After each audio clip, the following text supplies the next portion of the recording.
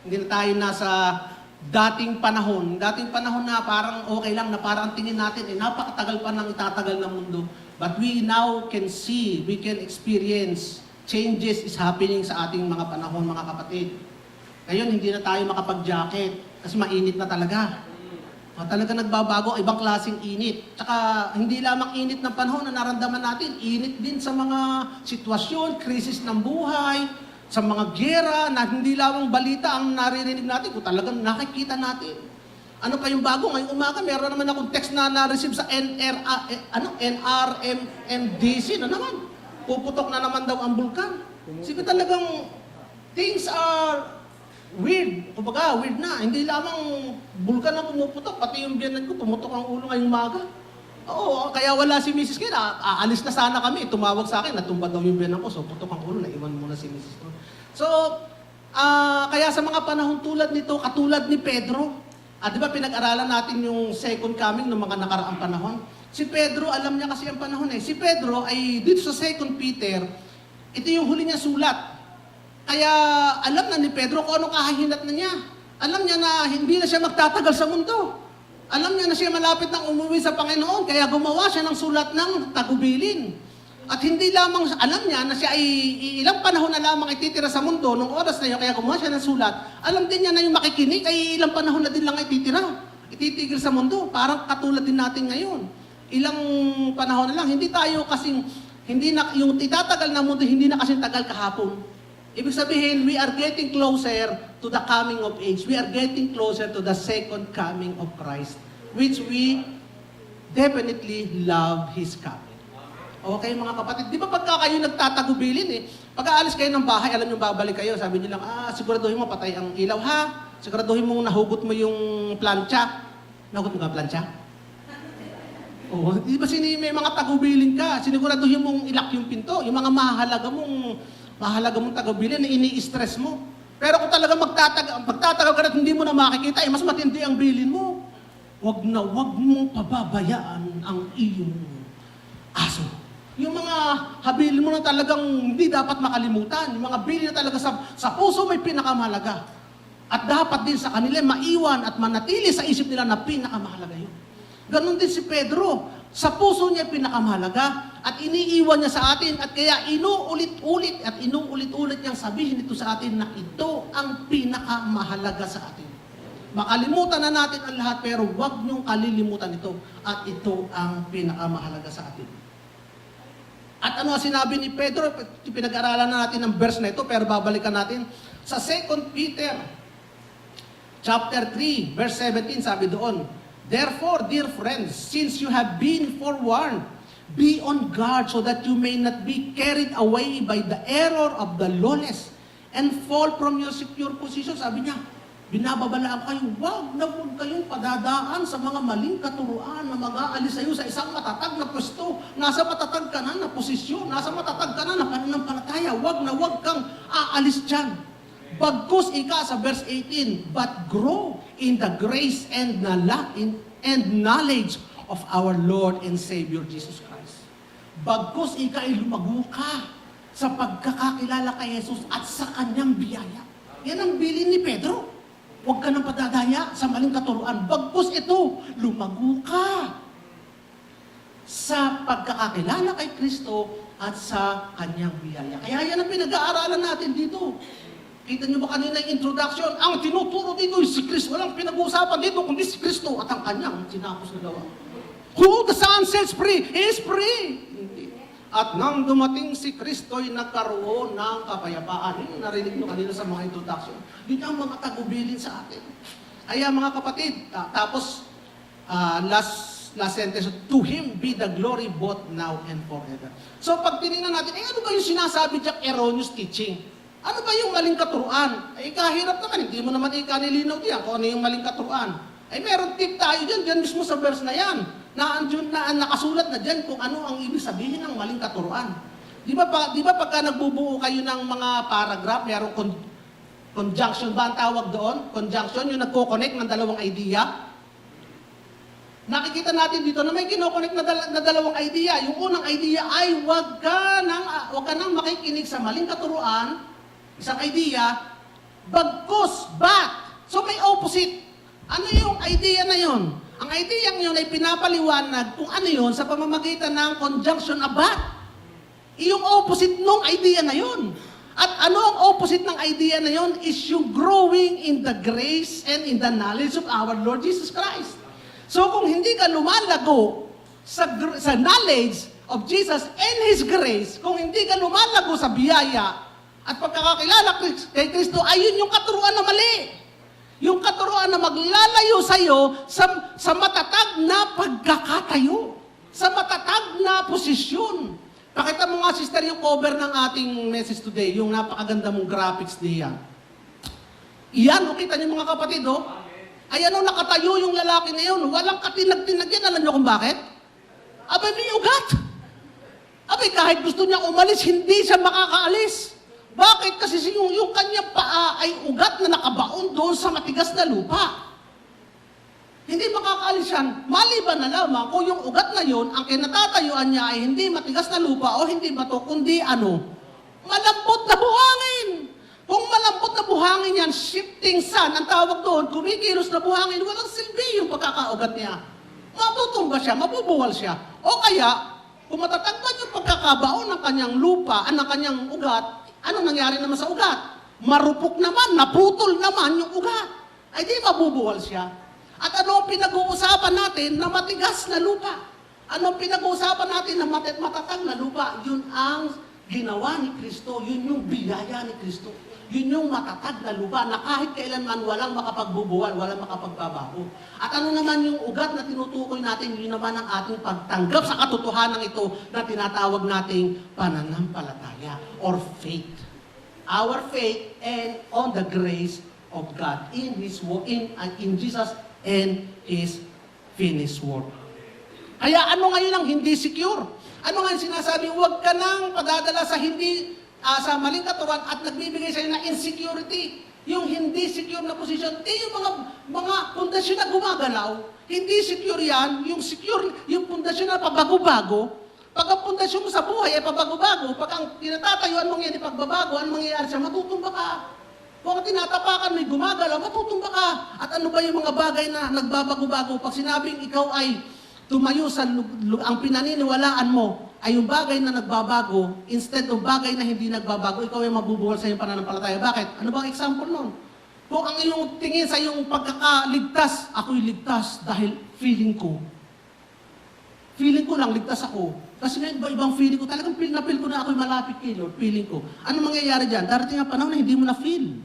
Nagbabago ka. So may ikaw ay matatakot ako, hindi ko feel na ligtas ako. Ano nangyayari sa'yo? Tatakot ka. Hindi ka na ngayon secure. Ano pa yung mga bagay na nagbabago? Pagka sinabi, ako'y ligtas dahil ako'y napakabait, ako hindi nagkasala ngayong gabi ito. O, paano kayo magkasala bukas? Di feeling mo, hindi ka na naman ligtas. Di, yan ay pabago-bago. O kaya ako'y sa dami kong nagawang mabuti, ako sa dami kong na-serve, sa dami kong na-donate, sa dami kong naibigay sa church, ako siguradong ako'y ligtas. Kung dyan nakabase ang iyong kaligtasan, nagbabago yan. At yan ay hindi security. Yan yung mga shaky na position. Ano ang ngayon na secure position? Our security is not based doon sa mga bagay na nagbago, but doon sa mga bagay na kahit kailanman solid, hindi magbabago. Hindi na mababago ng kahit sino. At ano yung hindi mababagong yun? Yung nangyari na. Yung ginawa na ni Kristo. Yung nangyari 2,000 years ago nung si Kristo ay napako sa kursa, tagbayad na iyong kasalanan at namatay para sa iyong kasalanan dahil pinaniwalaan mo, pinanampalatayanan mo yun. Kapatid, yun ang iyong kaligtasan. Wala na makapagbabago nun. Ano pa ang hindi magbabago? Yung pangako ng Diyos. Ang pangako ng Diyos ay kahit kailanman hindi magbabago, lalo na kung yung pangako niya ay nakabase doon sa kanyang tinapos na gawa. Kung ikaw ay nangako, ikaw ay bibigyan ko ng 100 pesos. Kung may tatak mong exam, may kasiguraduhan ba yun? Walang kasiguraduhan yung kasi rin nakabase yung pangako mo doon sa nagbabagong kondisyon. Paano kung hindi makapasa at hindi mo mabibigyan? Pero pangako ng Diyos, ikaw ay tatanggap ng kaligtasan dahil sa tinapos na gawa ni Kristo. May makapagbabago pa nun? Wala na. Kung yun ang pinangahawakan mo, yun yung matatag na bato. Yun yung matatag na pundasyon. Yun yung lupang kahit kailanman hindi mabubunot ang ugat mo dahil yung lugar na yun ay kahit kailanman hindi mababago. Hallelujah! Palakpakan natin ang ano man na mangyari sa mundo, kapatid, ano mang sitwasyon ang daanan natin, hindi na mababago ang pangako ng Diyos na ikaw ay tatanggap ng kaligtasan. Bakit? Sapagkat si Kristo ay namatay at nabuhay para sa iyo. Amen. Ang kailangan na lamang ay pananampalataya. So, marami mga kapatid na wala sa secure na posisyon nito. Maraming Kristiyano na wala sa secure na posisyon nito. Maari nung una, bago pa tayo Kristiyano, kasi hindi pa naipaliwanag sa atin na maganda ang biyaya, ang pagliligtas ng Panginoon, hindi pa natin naunawaan, nandun pa rin tayo sa shaky ground. Kala lang natin ang pagiging Kristiyano ay tatanggapin mo si Kristo, tapos maging mabait ka, doon ka talagang maliligtas. Kasi hindi pa natin naririnig yung talagang katuruan ng purong biyaya. Pero kapag narinig na natin mga kapatid, hindi ka napupunta doon sa shaky ground. Hindi ka na matideceive, hindi ka na aalis sa pananampalataya. Bakit? Nabuksan ka na eh. Alam mo na kung anong tama, hindi ka na pupunta doon sa mali. Kaya naman tayo dati nandun sa mali kasi hindi natin alam ang tunay na turo. Hindi natin alam ang buong katunayan, ang buong katotohanan, ang tama. Pero ngayon naunawaan na natin, nabuksan na sa atin ang Holy Spirit, hindi na tayo matideceive, hindi tayo babalik doon sa kaligtasan dahil sa mga gawa. Amen mga kapatid. Pero meron pa rin, how do you know that a person has been led away from his secure position? Number one, when he doubt his salvation. Ako ba'y talagang ligtas? Meron kaya akong magagawa na mapopurpit ko yung aking salvation? Kaya hindi bibihira. It's not uncommon for a Christian to doubt his salvation. Baka sabi pa nila, baka alisin ng Diyos ang pagmamahal niya sa akin. O kaya, siguro nababawasan na ang pagmamahal sa akin ng Diyos. O kaya, hindi na siguro yung keeping power ni Lord, napalitan na ng kicking power. Yung keeping me from being destroyed, napalitan na ng kicking. Kasi nagalit na. O kaya, how can we know we are truly, paano kaya natin talaga malalaman na ako'y truly safe and secure? Saan ba natin ilalagay ang ating pagtitiwala? Ano ang guarantee that my salvation is permanent? Mawawala ba ang aking kaligtasan? At kung mawala, sino ang hahawak nito? At ano ay contribute ko para sa aking kaligtasan? How do I keep my salvation? Alam niyo mga kapatid, ito pong mga tanong na ito ay simula pa noong nagkaroon ng believer.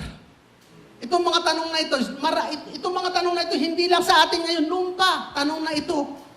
Kaya merong argument ngayon kung talagang nawawala ba ang kaligtasan o kailangan mong dagdagan upang hindi mawala ang kaligtasan o kailangan mong gawin ka para hindi mawala ang kaligtasan. Kaya ang Kristyanismo ay nahati sa dalawang panig. Isang naniniwala na totally it is by grace na sa pamamagitan ng Panginoon ang ating kaligtasan at siya naghahawak ng kaligtasan versus doon sa hindi, ako ay meron ding gagawin para i-keep ko ang aking kaligtasan. Meron din ako i-perform para mapanatili ko ang aking kaligtasan.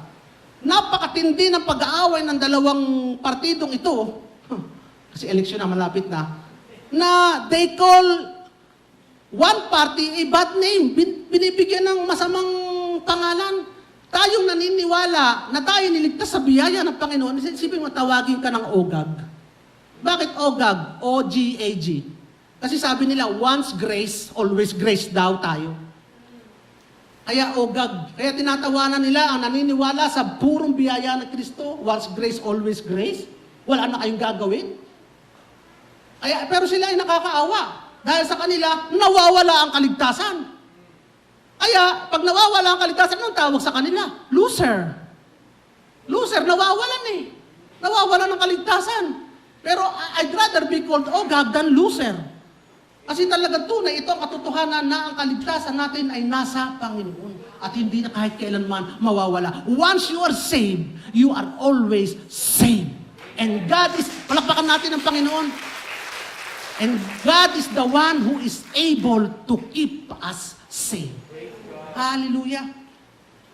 Kaya, yung concept ng salvation na conditional on our ability to maintain ay nagdala sa maraming tao upang magkaroon ng takot. Kaya yung mga doon, Dumaan din naman tayo doon dati, di ba? Kaya lagi tayong takot, under pressure. Lalo na kung ikaw ay sinful or living in sin.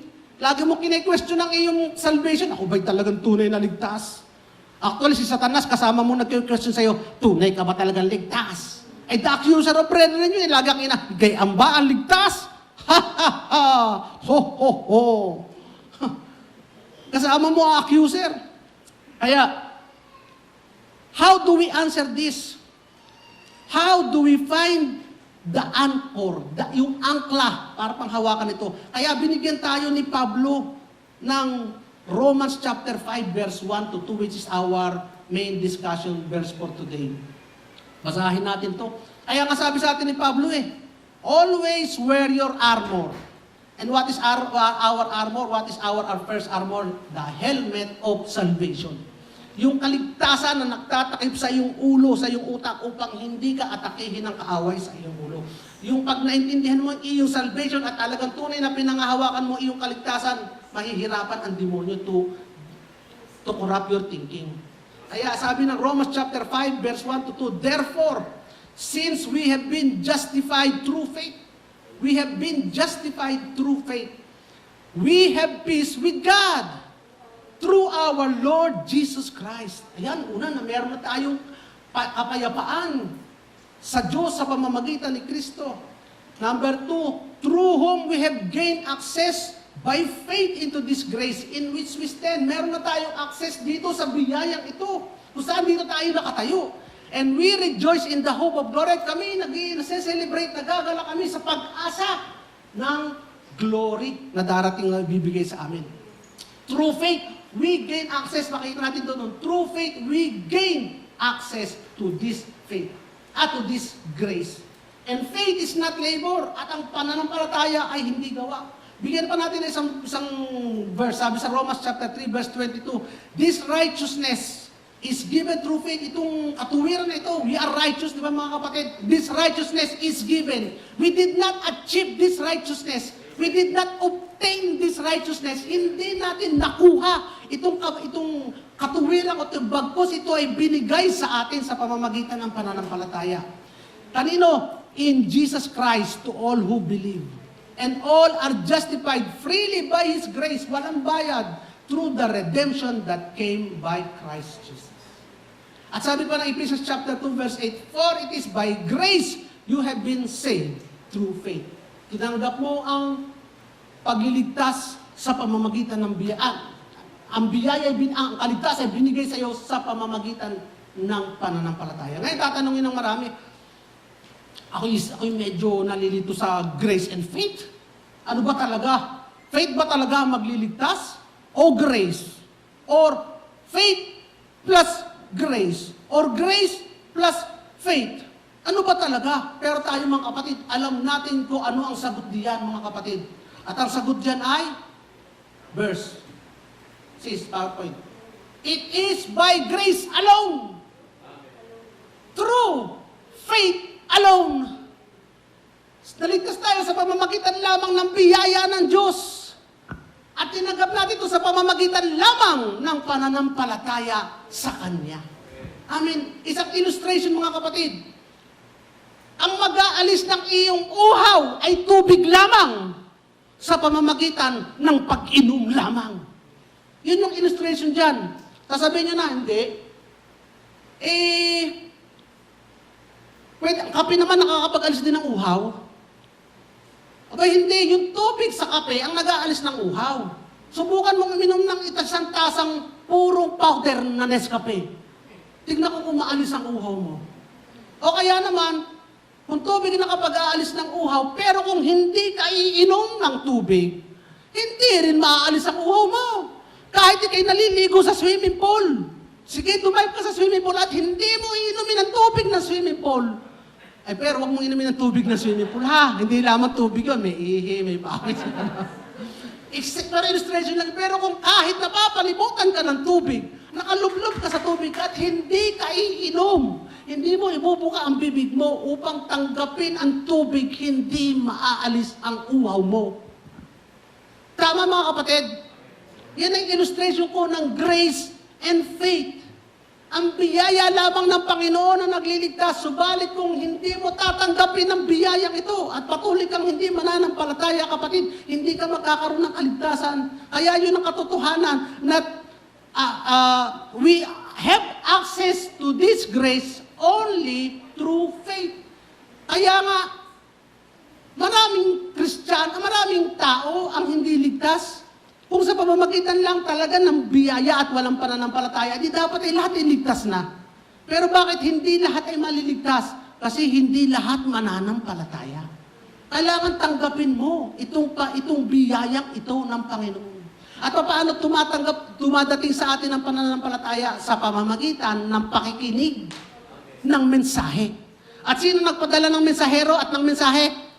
Ang Panginoon pa rin.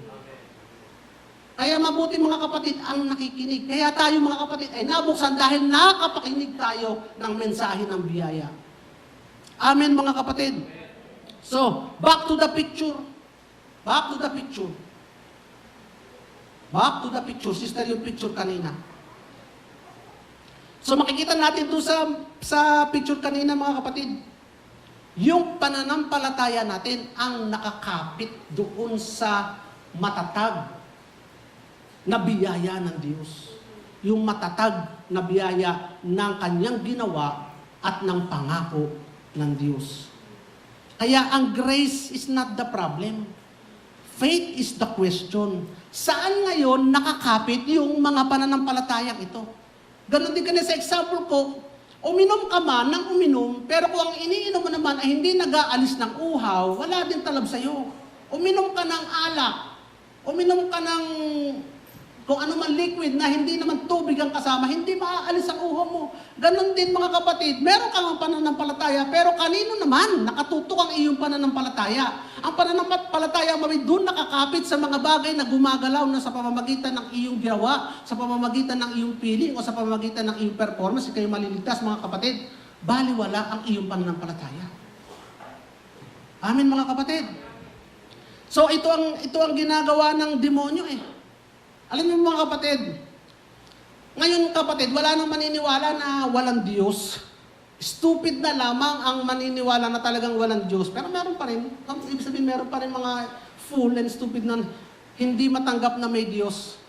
Pero, merong naniniwala na meron Diyos. Kaya lamang ang paniniwala na meron Diyos ay ibang klaseng Diyos. Madalas ang iba ay Diyos-Diyosan. At hindi tunay na Diyos o kani-kaninong Diyos. So naniniwala sila, may pananampalataya sila. Kaso, yung pananampalataya nila ay mali. Bakit? Kanino nakahawak? Sa mali. Ito naman ang matindi sa mga Kristiyano. At dito nagkaroon ng pagkakahati-hati. Naniniwala tayo na tayo ligtas sa pamamagitan ni Kristo. Si Kristo ang kaligtasan. Kaso lang yung pananampalataya, nakurap. Yan ang ibig sabihin na nakurap, nahaluan, hindi na pure. Ligtas ka sa pamamagitan ni Kristo, pero kailangan mo pa rin i-maintain, gawin, i-perform ang mga bagay na ito. Kailangan mo pa rin gawin ang mga kautusan. At kapag hindi mo nasunod ang 10 Commandments, hala, you are going to hell. Di ba mga kapatid? Yun yung mga pananampalatayang nagkukurap. So, anong tawag sa faith na yun? Corrupted faith.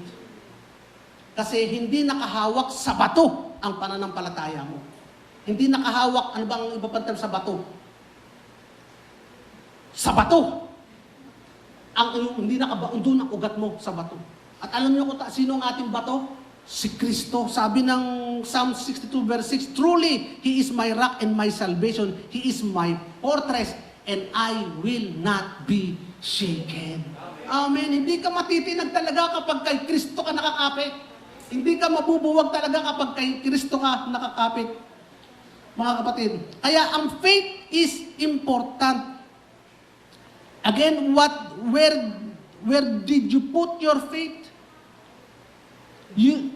Sinasabi mo that you will be saved because you believe in Jesus, but at the same time, you must also be able to do all the commandments. Ang masakit yan, you will be judged according to that faith. Sinasabi mo na ikaw ay naniniwala kay Kristo, ay kayo maliligtas, pero kailangan ko pa rin i-perform ang 10 Commandments para ako'y tunay na maligtas. Diyan ka i-judge. And at the end, you will be examined to what your faith dictates. Sasabihin, ano ang kaligtasan mo? Kay Kristo, pero kailangan ko pa rin gawin ang commandments. Sige nga, tingnan nga natin kung nagawa mo. And at the end, you will be found lacking, guilty, unperforming, incomplete, not perfect, and you will be judged according to that faith. Nakakatakot yun, mga kapatid. So,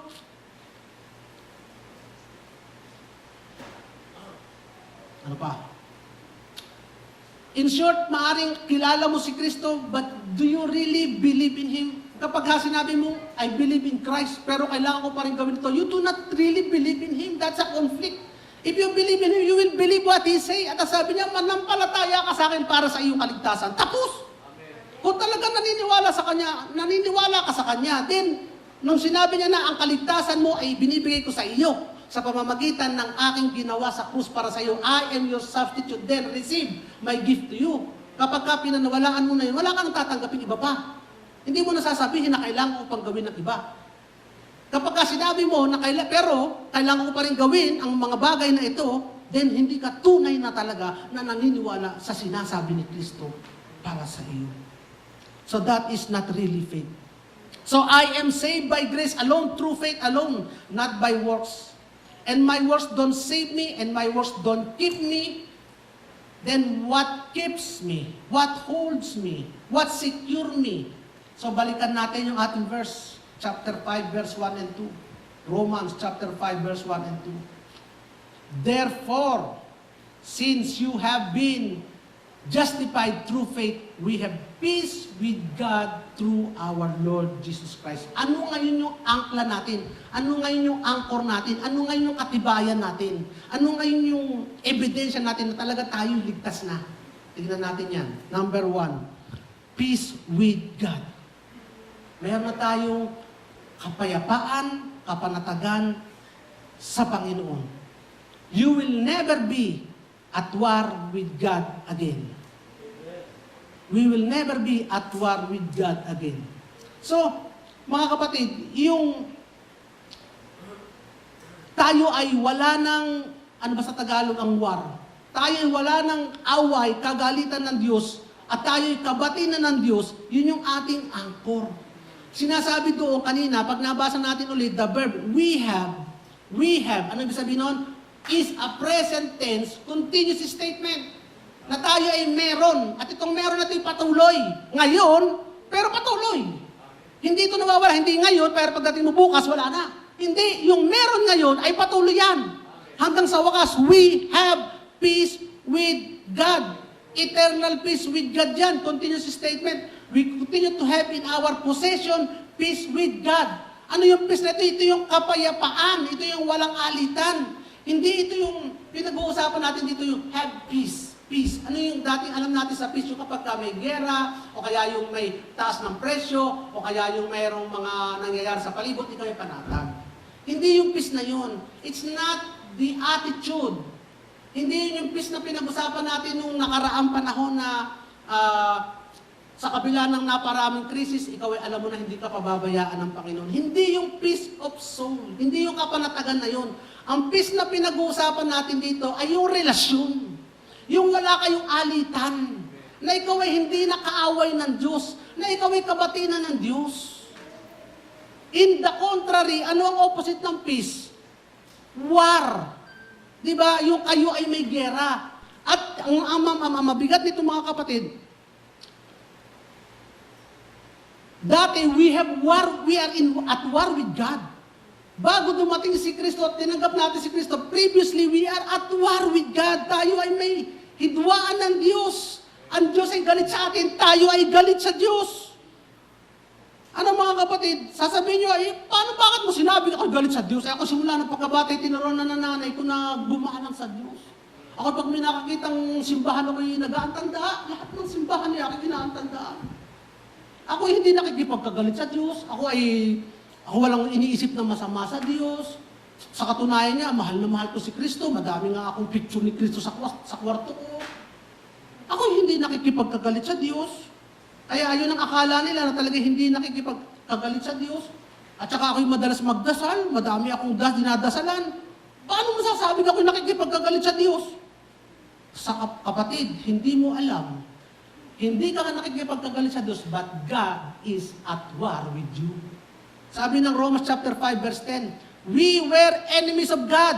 Ano daw tayo? Mga kaaway ng Diyos. You were at war with God. Hindi naman sinasabi, you are consciously at war with God. Hindi ka conscious na kaaway mo ang Diyos. But, ang sinasabi dito, God is consciously at war with you. Nung hindi mo pa kilala si Kristo, God is consciously at war with you. Ikaw ay kaaway ng Diyos. Hindi mo man alam, pero ang Diyos ay sadyang kaaway ka. Hindi mo man kinukonsider na kaaway ang Diyos, pero ang tingin sa iyo ng Diyos, you are His enemy. God is at war with you. It is a very important concept, mga kapatid. Dapat maintindihan natin itong konseptong ito. You may not perceive yourself as the enemy of God, but you are His enemy. God is at war with you, even though you may not consciously be at war with Him. Why? Because if you are not part of the kingdom of God through Christ, you are part of the kingdom of His enemy.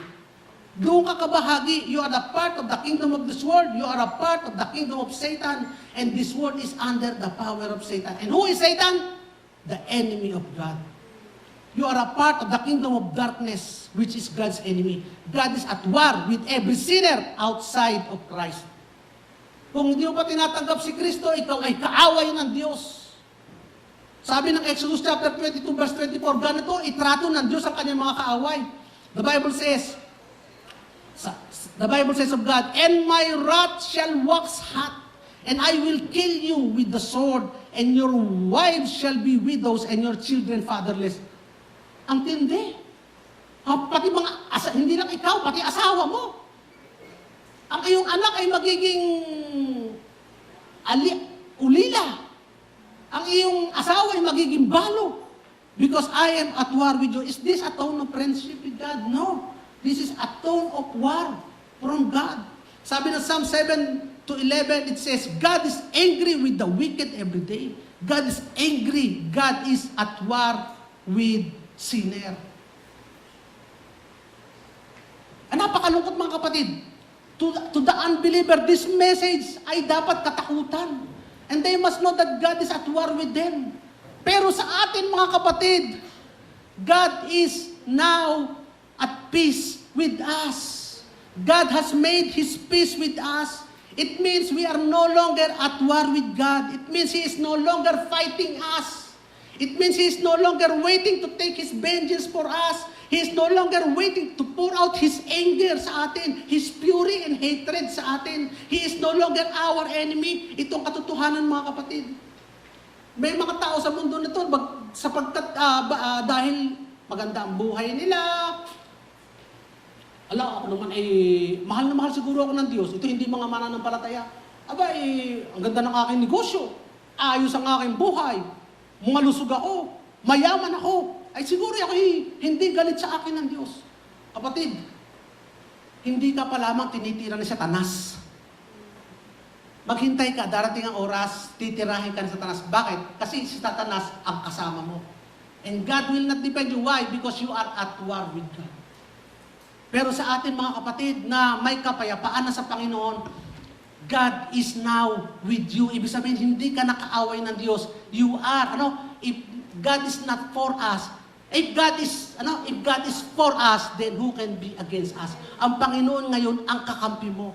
Ikaw ay alay na ng Diyos. Ikaw ay kakampi na ng Diyos at hindi naggalit sa iyo ang Diyos. Kaya kung ikaw kapatid ngayon ako'y may dinaramdam na naman, masakit na naman ang aking kasukasuan. Siguro galit na naman sa akin ng Diyos. Paano mangyayari? Magagalit sa iyo ang Diyos. You are no longer at war with God. Naku, natumba ako, pumutok ang ulo ko. Siguro may nagawa ako at nagalit sa akin Diyos. Paano magagalit sa iyo ang Diyos samantalang you are at peace with God? Wala nang hidwaan kayo ng Panginoon. So, yung God is never on the side of a sinful man, mga kapatid. If you are not in the kingdom of God, you are against God. But when you receive Christ and is justified by grace through faith, believing in the Lord Jesus Christ as God, the one who paid the price for sin on the cross and rose again on the third day, yung taong yon enter into that relationship of peace with God. Yung taong yun na dati kaaway na Diyos ay pumasok sa isang relasyon, nakabati, kasundo ng Diyos. And what is the basis? The basis of peace? That His wrath, His vengeance, His anger, lahat ng kanyang galit sa kanyang kaaway ay ibinuhos na sa katawan ni Kristo sa krus. Dahil nung si Kristo ay nasa krus, hindi lamang yung kasalanan mo ang binitbit niya, kundi yung parusa sa kasalanan ginawa mo ang binitbit ni Kristo sa krus. Amen? Kaya kahit kailanman, hindi na magagalit sa iyo ang Diyos. Kaya ikaw kapatid na nanonood ngayon, ikaw kapatid na hindi mo pa kilala ang Panginoon, although hindi ka ngayon nagsasuffer, wala ka nararamdamang sakit, wala ka nararamdamang rayuma, wala ka nararamdamang parang atake ng kaaway, mga kapatid, you are at war with God. But I want to tell you the very important thing that God is now making peace with you sa pamamagitan ng pagtanggap mo kay Kristo bilang kabayaran sa iyong kasalanan. And I want to invite you into this relationship na maging magkasundo na kayo ng Diyos sa pamamagitan ng simpleng pananampalataya at pagbibigkas ng pananampalataya ito sa pamamagitan ng panalangin. Sumunod ka sa aking maiksing panalangin ito. Sundin mo ito, kapatid. Bigkasin mo ito ng may pananampalataya, isa puso mo. Sabihin mo, Panginoong Jesus, ako po ay makasalanan. Ako ay iyong kaaway na mapapahamak kung wala ka.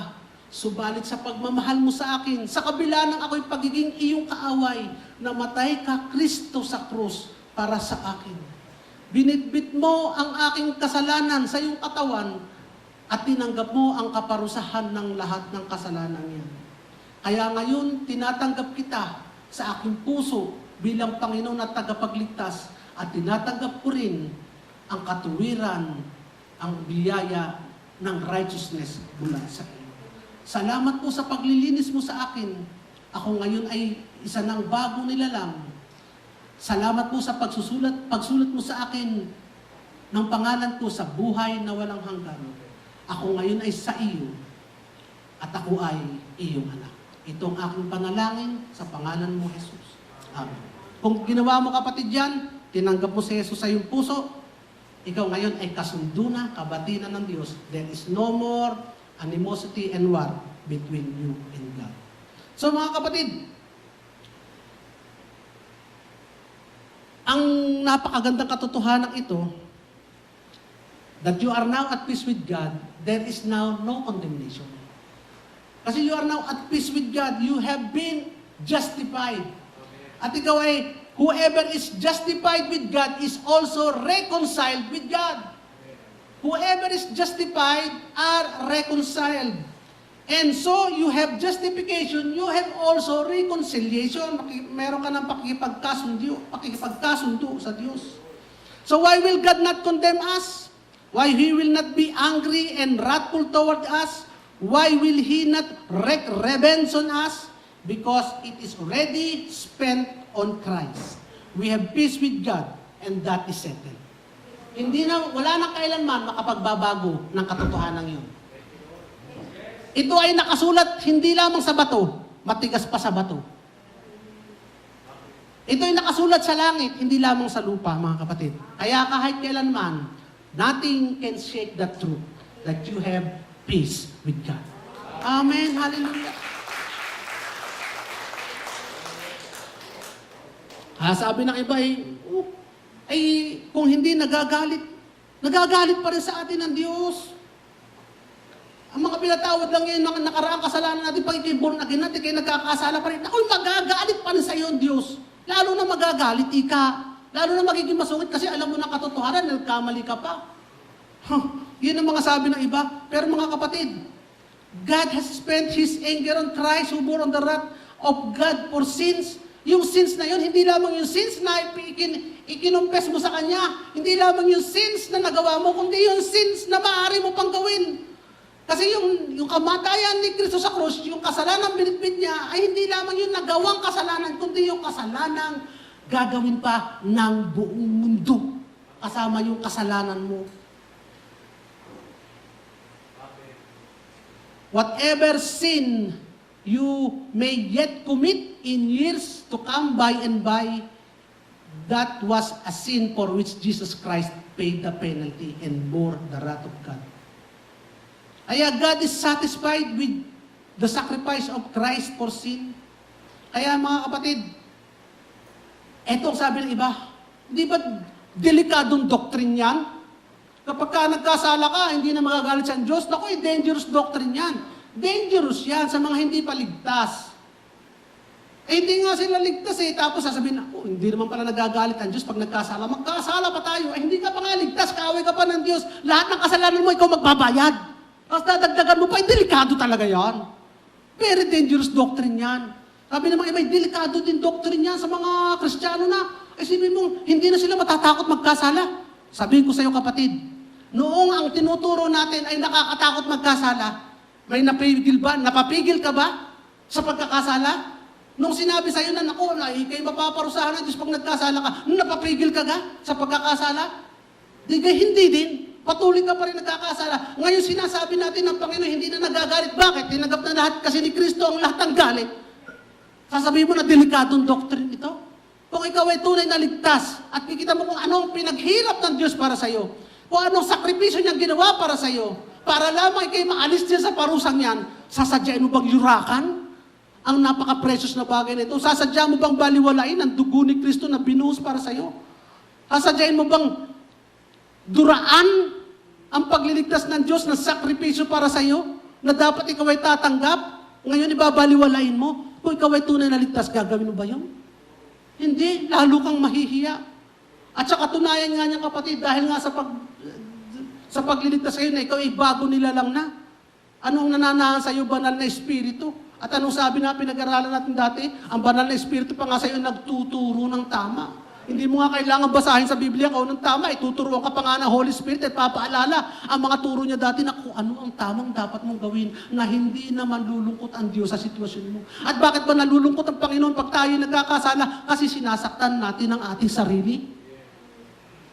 Tayo nagpapahirap sa ating sarili kapag ka nagkakasala tayo at ngayon inalis ka na nga sa pagkakabihag ng pagkakasala ito, sasadyain mo bang bumalik doon sa dati mong malupit na amo? Pinalaya ka na nga doon sa malupit na amo na hindi ka pinakakain. Na pinakakain sa ipakain sa aso. At doon ka natutulog sa kubeta, sa kusina. Pinalaya ka na nga.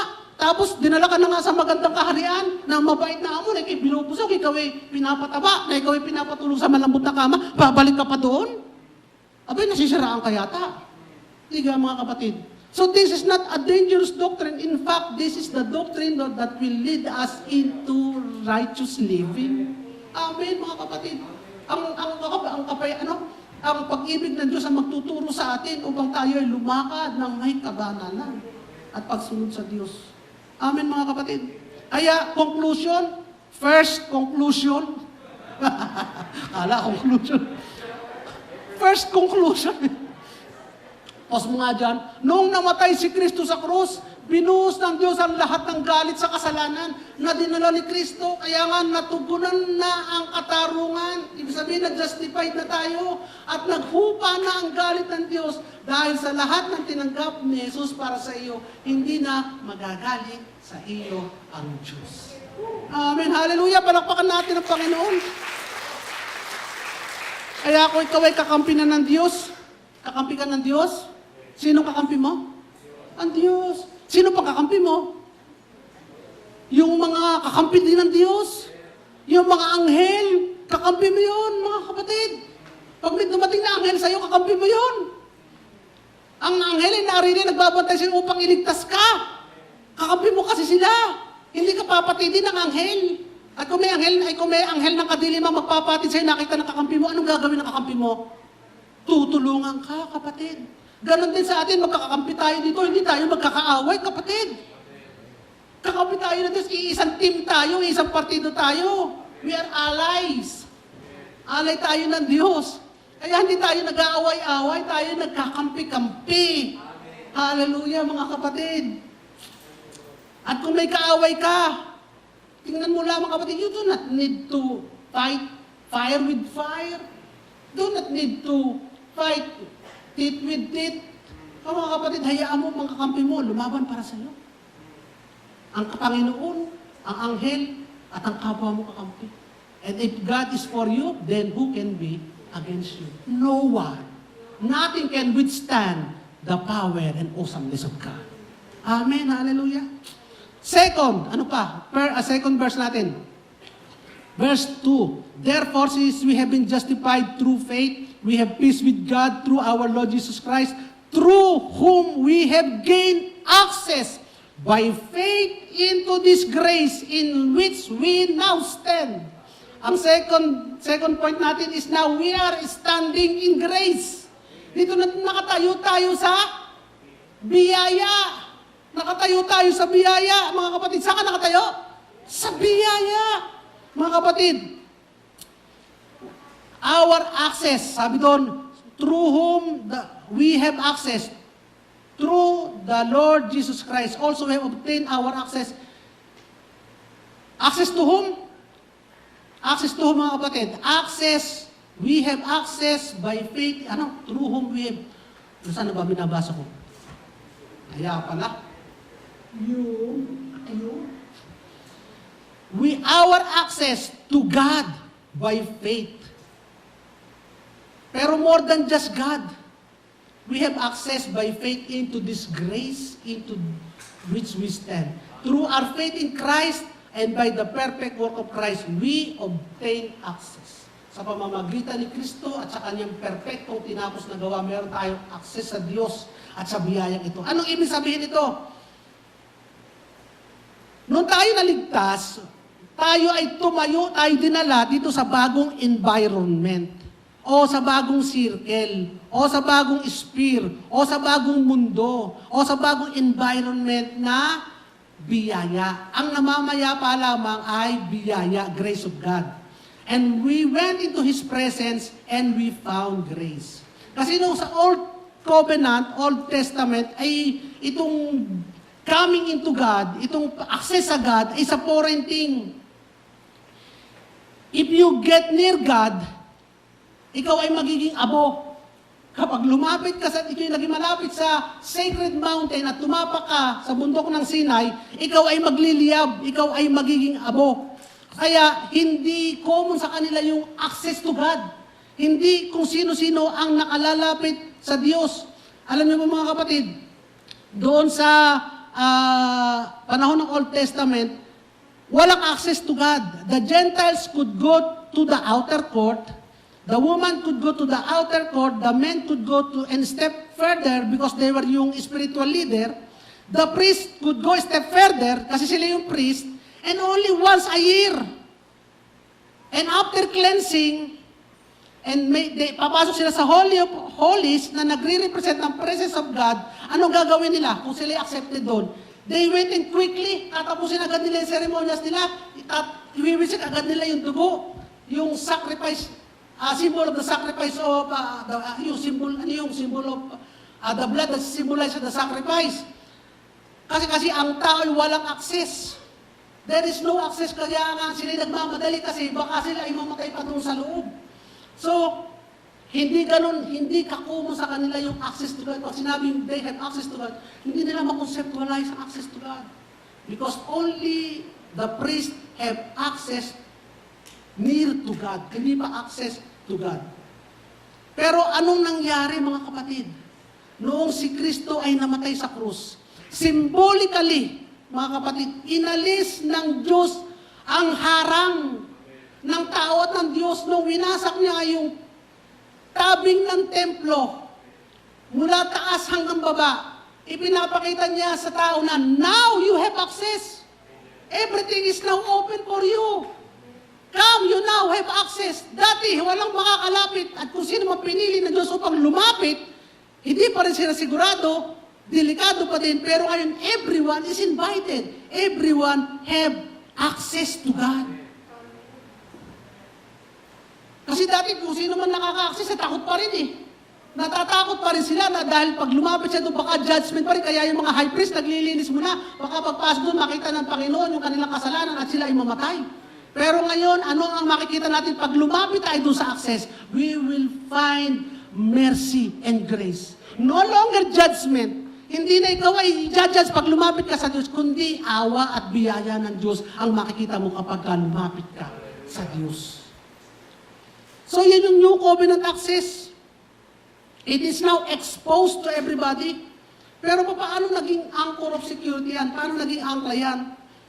Yung grace na yan, yung pong this grace in which we stand, yung minimum stand yun, hindi lamang yung pagkakatayong ganito. Hindi lamang yung ordinary stand.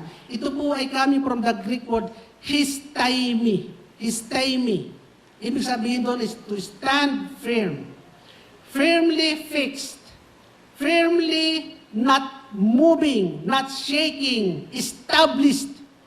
We are, kumbaga yung picture natin kanina, yung nag-uugat ka talaga doon. We are in the environment of grace and the atmosphere of grace, the planet of grace, we live in. We breathe grace, we abide in grace. Anong ibig sabihin nito? Because if you sin, what do you receive? You instead receive punishment and judgment, you receive grace. God deals with our sin with grace. Because He has already satisfied that the price for the sin is already paid. Kaya, pwede ko bang i-forfeit ang aking salvation? No, my friend. No, my brother and sister. Once you are in this sphere, once you are in this environment, once you are in this room, there is nothing getting out. No one is getting out. Once you are in grace, you are in grace. Once grace, always grace. Amen mga kapatid. So,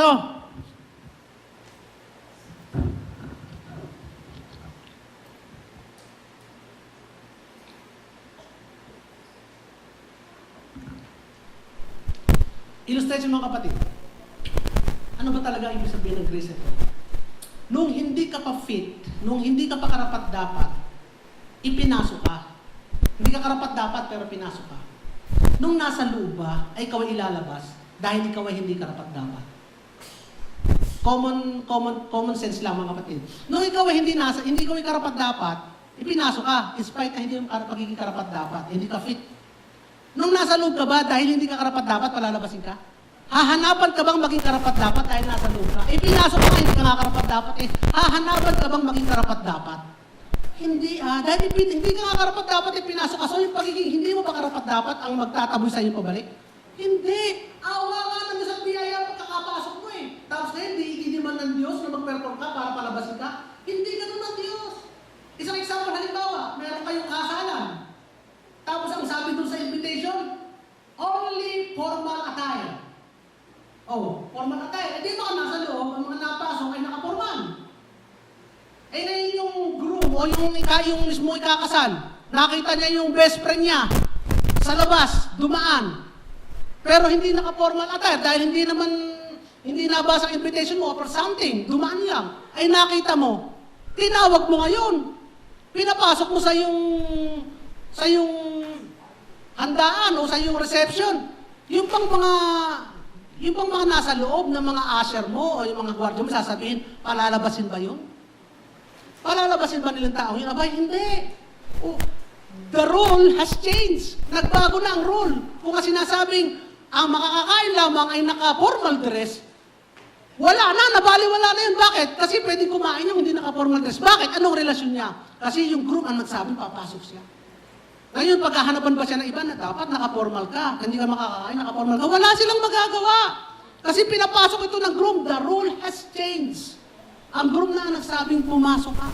In the same way, ganun mga kapatid, dati, in the past, kailangan mo mag-perform para ikaw ay maligtas. Pero ngayon, hindi na. The rule has changed. Sa biyaya ng Diyos, sa habag sa iyo, ikaw ay pinapasok sa kaligtasan. Bakit ngayon ang tinitingnan ang criteria na ay hindi na ikaw, kundi ang criteria na ay yung kanyang performance. Yung performance na ni Jesus ang tinitingnan. And Jesus has performed perfectly. Amen ako ba natin mga kapatid? Hindi na tinitingnan ngayon, nawala na yung rules na naka-attire lamang ng forma lang pwede kumain. Yung pinapasok na nung groom. Dahil siya pinapasok ng groom, dahil may relasyon siya sa groom, pwede na siyang kumain. And no one is in his right mind magsasabing, palabasin yan kasi hindi naka-formal. No one can do that because the rule of the game has changed. It is now operating no longer under the rule ng formal attire, kundi operating under the grace, under doon sa biyaya, nung may-ari, nung pigin at paghahanda. Ganun tayo mga kapatid. Kaya now tayo ay nag-i-enjoy sa lahat ng biyaya mga kapatid.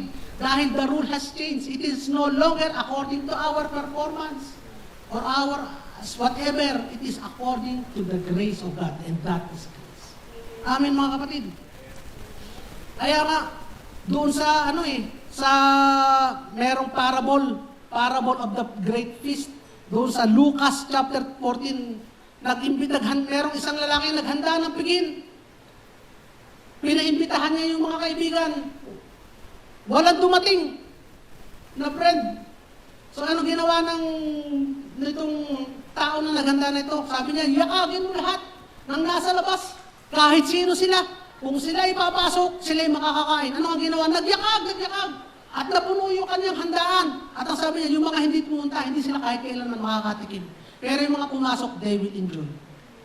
Meron bang pinaghirapan yung mga yon? Meron bang qualification yung mga tinawag? Wala. But they listened and they accepted the offering of grace. Tinanggap nila at pinaniwalaan yung imbita ng biyaya. And they enjoyed the feast. Amen. That is just a parable about grace. We can't earn grace or it would not be grace. We can unearn grace. Kasi hindi naman natin ito talaga inobtain, hindi natin ito ma-unearn. We did not earn it, so we cannot unearn it. So yung our salvation is the state of grace. Bakit ba it is the state of grace? Kasi si Kristo constantly mediates for us.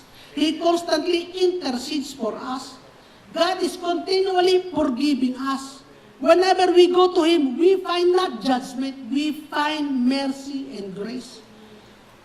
Kaya yung state of condemnation ay na-expelled na.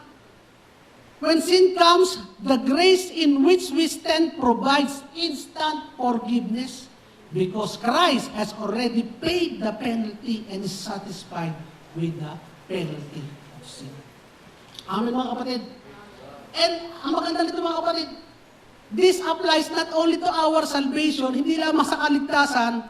Itong grace na ito applies to everything sa lahat ng buhay natin. Everything we need for life and godliness. Ito'y nag-a-apply sa lahat. Isipin niyo mga kapatid, kung ipinagkaloob ng Diyos ang kaligtasan mo, yung napakamahal ay biyaya ang paraan ng pagbibigay sa iyo. Wala kang pinaghirapan, ay biyaya. Imagine mga kapatid, ulitin ko, kung yung pinakamahal at pinakamahalagang bagay na hindi mo ma-obtain at pinagkaloob sa Diyos na napakamahal din sa Kanya, napakahirap para sa Kanya, pero binigay niya sa iyo sa pamamagitan ng biyaya. Hindi yung pinaghirapan. Yung pa kayang mga bagay na kailangan mo sa mundo, ang hindi kayang ibigay ng Panginoon sa pamamagitan din lang ng biyaya. Nakuha niyo mga kapatid? Amen mga kapatid. Isang example dito mga kapatid is yung the parable of the vineyard worker in the vineyard. Di ba naghanap si Kristo ng mga magtatrabaho sa bukid? Naghanap yung lalaki, example ni Kristo in parable, na magtatrabaho sa bukid. Tumanggap sila, nag-agree sila sa sweldo, tatanggapin nila mga kapatid. Tapos yung at the second hour, nagtawag uli. At the third hour, nagtawag uli. And at the last hour, nagtawag uli. Mga magtatrabaho. Meron nagtrabaho ng 1 oras, may nagtrabaho ng 4 na oras, may nagtrabaho ng 8 oras. Yung nagtrabaho ng 8 oras, binigyan ng sweldo na pinagkasunduan nila. Tama. Pero yung mga sumunod na nagtrabaho ng less than 8 hours, ang sabi ng sa isip ko, siguro mas maliit ang ibibigay nito kasi konting oras lang trabaho. Pero anong ginawa ng lalaking yon? Ibinigay pa rin niya yung sweldo na katulad nung una. Ibig sabihin, binigay pa rin niya yung sweldong mahigit doon sa kanilang ipinaglingkod. Yung bayad na mahigit doon sa kanilang itinrabaho. Anong ibig sabihin nun mga kapatid? Yun ay biyaya ng Diyos. Ang biyaya ng Diyos, mga kapatid, ay higit pa sa iyong ipinaglingkod. Ang biyaya ng Diyos ay higit pa sa iyong inaasahan. Ang biyaya ng Diyos ay higit pa sa iyong kakayanang bayadan siya. Kaya ang biyaya ng Diyos ay higit more than what we deserve and more than what we expect. Kaya mga kapatid, hindi lamang ito sa kaligtasan, kundi ito sa lahat ng area ng ating buhay. Meron ka ba kapatid na takot ngayon na, naku, ay kulang sa area na ganito, ako hindi masyadong magaling sa math, ako'y kulang sa sipag, ako'y kulang sa tiyaga. Pero mga kapatid, sinasabi ko sa iyo, pwede mong asahan ang biyaya. Amen. Palakpakan naman natin ang Panginoon. Tayo ay nasa sa mundo ng you get what you deserve.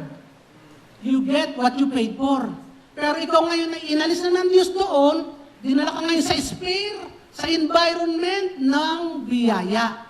Wala ka na doon sa sphere ng you get what you deserve, you get what you paid for. Dinala ka na dito ngayon sa sphere, sa environment, sa room of everything is provided by grace. Because His grace is more than enough for us. Amen. Higit pa kapatid. Kaya ang matatanungin na lamang, ano ang paniniwalaan mo? Saan mo ikakabit ang iyong ugat? Saan mo ikakabit ang iyong ugat?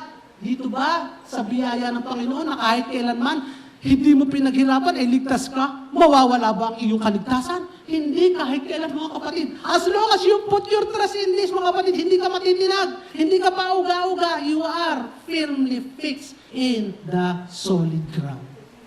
Amen mga kapatid. Kaya in conclusion, second conclusion, ang biyaya o yung grace ng Diyos ay ang kanyang pagpapatawad, pagpapala at pabor na tinanggap natin para sa ating kaligtasan at lahat ng iba pa para sa buhay Kristiyano nang hindi binabayadan, pinagpapaguran at walang hinihinging kapalit mula sa atin. At di naman natin kayang bilhin sapagkat Diyos lamang ang may kakayanang magkaloob nito. At ibinigay nito sa atin kahit hindi tayo karapat-dapat. Naganap ito sa tinapos na gawa ni Kristo sa krus at muling pagkabuhay, kung saan ka ngayon naninirahan. Saan tayo na kayo nakatira? Saan tayo nakatayo? Sa biyaya ng Panginoon namin, mga kapatid. Hallelujah. So ano ngayon ang attitude natin? Mas pressured ka ba? Relax lang kapatid. Mas stress ka ba? Hindi. Mas matatakotin ka ba? Hindi. Mas magiging malupit pa tayo doon sa mga nagkukulang? Mas magiging matapang ba tayo sa kapwa natin? Hindi. Mas magiging maunawain tayo. Dahil tayo nga ay binebless kahit hindi tayo karapat-dapat. Mga kapatid. At ang ini-enjoy mo yan sa palagtagin mo, pinaghirapan mo, hindi. Biyaya yan ng Panginoon. Biyaya yan. Kahit nga yung asawa mo, biyaya lang yan ng Panginoon. Marami kayo naghirap manligaw dyan, pero hindi niyang pinansin. Pero ikaw ang sinagot niyan, biyaya yan ng Panginoon. Hallelujah. At ikaw naman, pinabigyan ka ng pansin ng lalaki niya. Nung araw, hindi ka niyang pinapansin, pero nabigla ka napansin. Biyaya yan ng Panginoon. Hindi mo pinaghirapan yan. Biyaya yan. Amen, mga kapatid. So, yung security po, in the security ng believer ay nakapako, nakaangkla in the past, nung nakalipas na panahon, because Christ made peace with God on our behalf. In the past. The security of believer is anchored in the present because we are standing in the grace of God. And the security of the believer is in the future because of the hope of the glory of God that He promised to each and every one of us. Kaya verse number 2, He says, we rejoice in the hope of glory. We rejoice because our future is secured. Ikaw ba yung pinagsinabihan na magsaya ka, mag-celebrate ka kung nakakalungkot naman yung mangyayari? Magsaya ka at ikaw ay pabibilibin. Magsaya ka sapagkat ikaw ay, kahit nga yung mga bata ay, magsaya ka na utoy sapagkat kayo matutulian. Ay mga bata hindi makapagsaya eh. Kasi alam nila that there is pain, pero pag sinabi, magsaya ka na, mag-enjoy ka na, mag-celebrate ka na. Anong ina-expect mo? Maganda. Magsaya ka na, kaya nga, rejoice in the hope of glory. We rejoice because our future is secured and we have hope for that future. Kaya nga, ang hope po is confidence of the future, hindi yung wishful thinking, sana maging maganda ang bukas namin, sana maging maganda ang kapalaran. Hindi po, ganun sana. It is a confidence talaga, ako ay confident. Kaya nga ako nagre-rejoice kasi sigurado ko confident ako. Kaya nga sabi ni Jesus, doon sa John chapter 17, verse 22, sabi dito, the glory by which you gave me, I have given them. Yung glory, Ama, na binigay mo sa akin, ibinigay ko na sa kanila.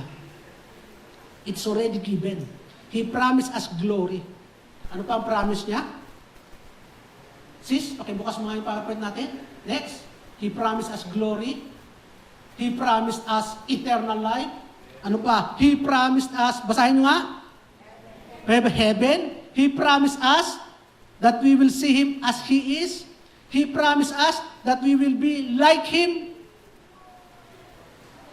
Pabagal? He promised us that there is no death and no disease and no tears and no pain. He promised us a perfect eternity. Ito matindi mga kapatid, He's promised us all of that. Saan niya pinako ang pangako niya? May pinagpakuan ng Panginoon ng pangako niya. Hindi niya ito sinulat sa tubig. Pinako niya, pangako niya. He's promised us all of that based on His death, not on our merit. Hindi ba napakagandang pundasyon niya mga kapatid? Ipinako niya sa isang bagay na naganap na. He promised us based on His sacrifice and His resurrection.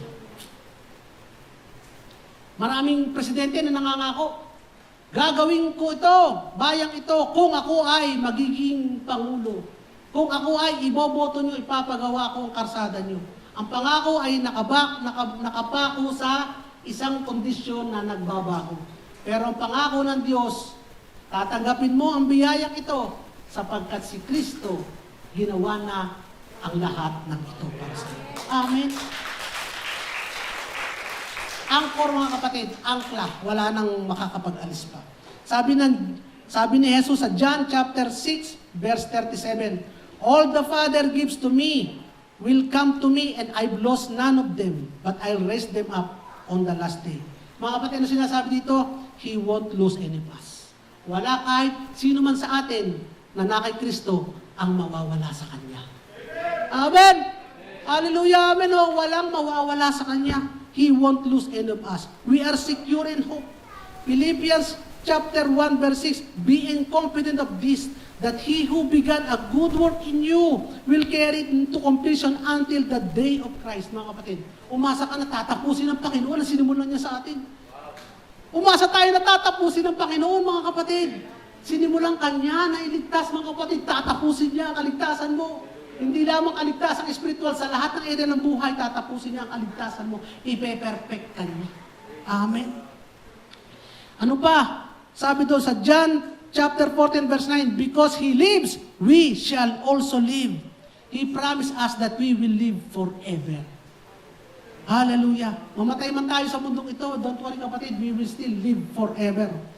John chapter, 1 Corinthians chapter 15 verse 56, ito sabi niya, we can now stare death in His face. Pwede natin tingnan ang kamatayan. Sabi niya, oh death, where is your sting? Oh death, where is your victory? Victory.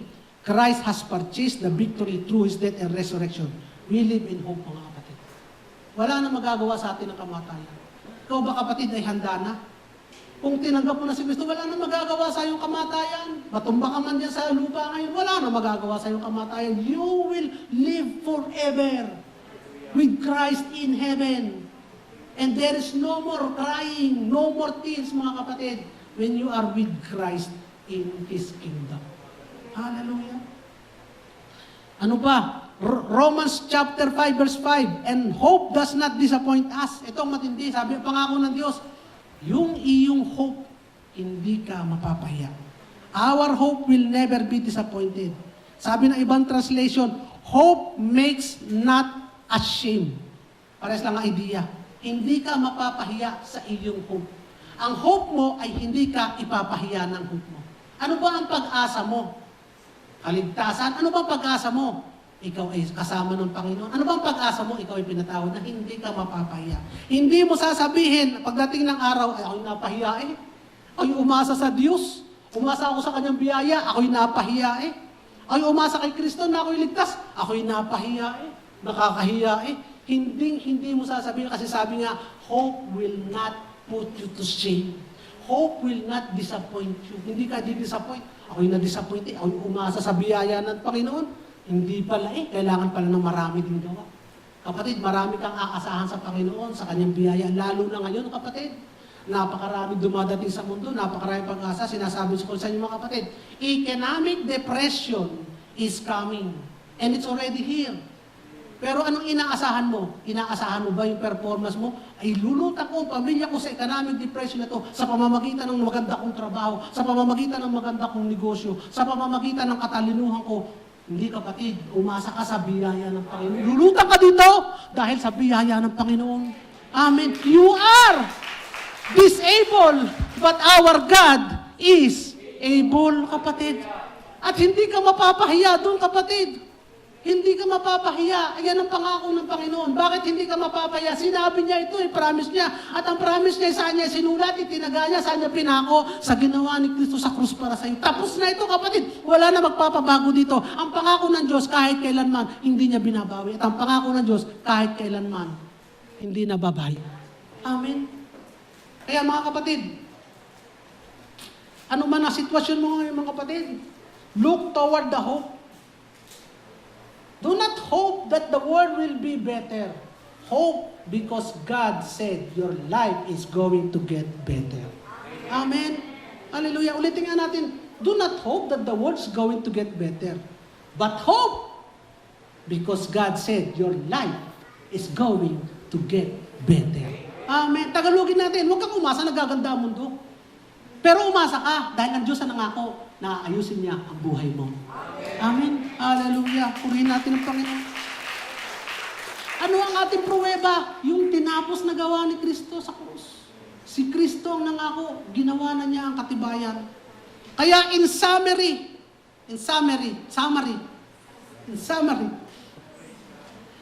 ito ang advice sa atin ni Peter. Noong mga huling araw na siya ay papanaw na, aalis na sa mundong ito, ito ang mga advice sa atin, sa mga taong naninirahan sa mga huling panahon. When you are in doubt of your salvation, sis, pakita mo nga sama rin natin. When you are in doubt of your salvation, because you feel there is something missing, you need to add, remember that there is a permanent peace between you and God. There is a permanent peace between me and my God. There is a permanent peace between God and me. Because Jesus took all God's vengeance. The war ended, and God is satisfied. Remember that no matter what sin you might commit, hindi natin sinasadyang mag-commit, but we fail. Sometimes we commit sin. Remember that we stand in the grace, not in the law. Amen. And we have access to His presence. And we are in this atmosphere of grace. Any sin is immediately forgiven. Remember too, tandaan mo din kapatid, that you live in the hope. Kaya tayo nagre-rejoice, kaya tayo nagagalak.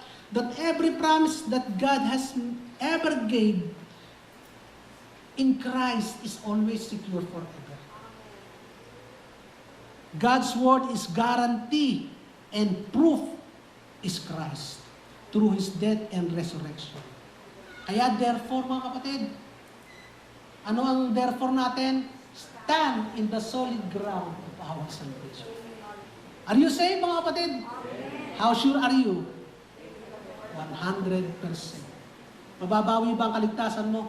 Hindi na. Dahil sa biyaya ng Panginoon. Pwede ba tayong umasa sa lahat? Sa biyaya ng Panginoon? Yes. Because what Christ has done for us 2,000 years ago. Amen, mga kapatid. Hallelujah. Let's pray.